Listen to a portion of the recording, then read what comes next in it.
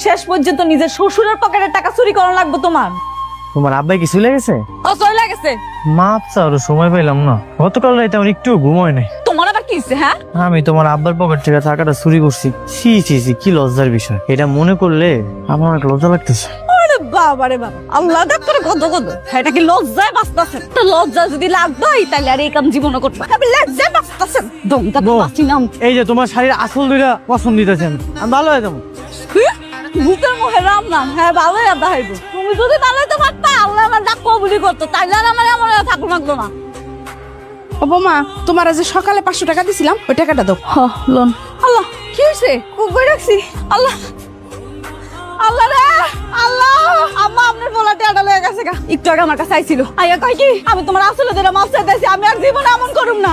দেখছেন আপনার পোলা কি চালাকি করে আমার টেয়াটা লয়ে গেছে গা। এই পোলা লয়েছে, আমি কই যাবো? আমার জ্বালা যন্ত্রণা ভাল লাগে না। হারামজাদা।